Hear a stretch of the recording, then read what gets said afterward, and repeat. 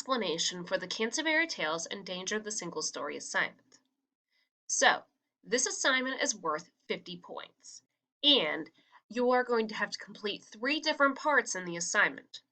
For the first and second part, you're going to complete a character foil.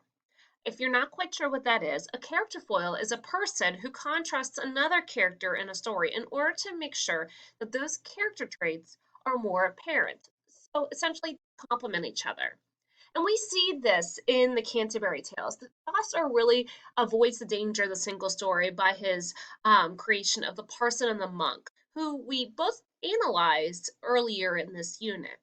So they're both religious figures, but one is a good example of a holy man, while the other is a satirical criticism of religious leaders and their behavior. Before you start this assignment, you need to read the general prologue about each of these characters in the following links. Remember, the general prologue is where it introduces the reader to each character in the pilgrimage. Click these links to read those portions of the prologue.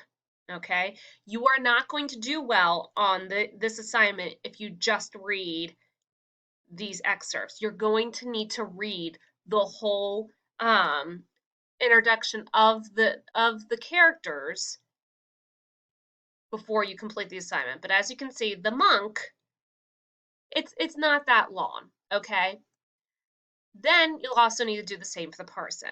Once you've read that, now you're ready to start completing the assignment. The first thing you're going to need to do is you're going to need to complete a characterization of the religious leaders. What you need to do is you need to read the quotes that are on the left-hand side, and then you're going to answer these questions. What does each quote tell you about the character? What trait or quality is revealed? What kind of person is he?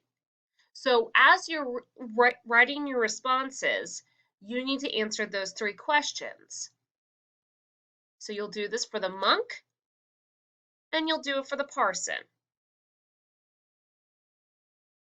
Then you're going to compare and contrast. You're going to contrast the 2 characters.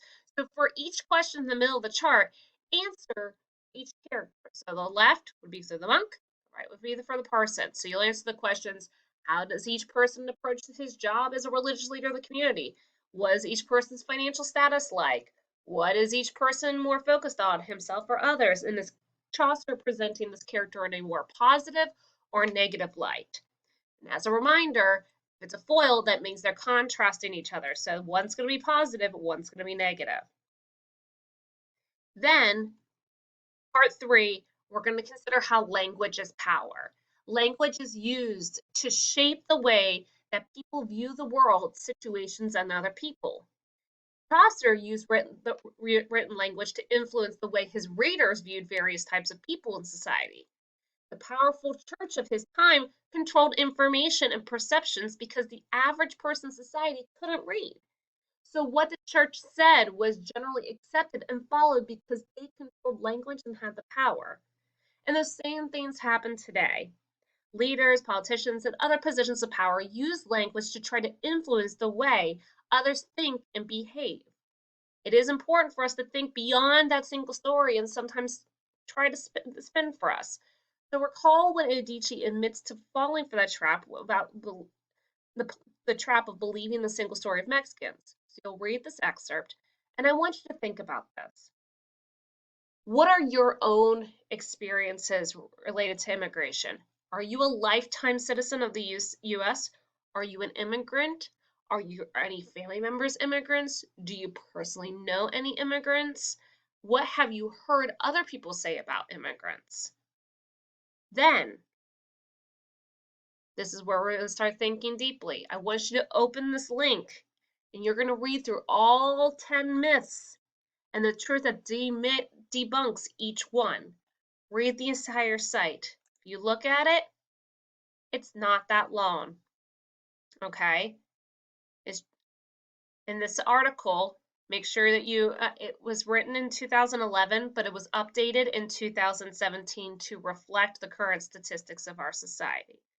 Okay, so Now, you're going to, once you have read all of this, read this link here, considered the question, now you're going to answer, and then I want you to consider this question as you're reading.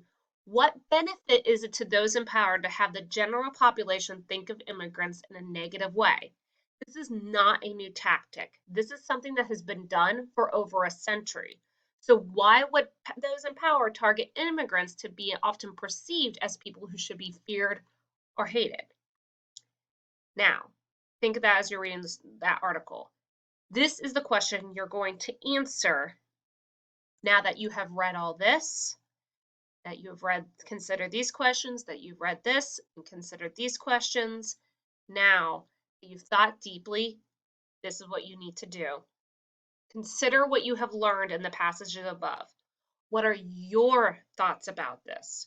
What are your thoughts about power, language, immigration, and the danger of the single story? You need to use relevant details and quotes and evidence from the passage and link above to support your ideas. So I should see quotes from this, and I should see quotes from this. Okay? This should be a multi-paragraph, extended, thoughtful response. Do not ramble. Do not summarize what you have read. We've all read it. This needs to be an analysis of your thoughts. Additionally, do not give me a full paragraph quote. Make it a concise quote that helps you make your point. If you have any questions as you're going through this, please do not hesitate to ask. Thank you so much, and I look forward to reading your paper.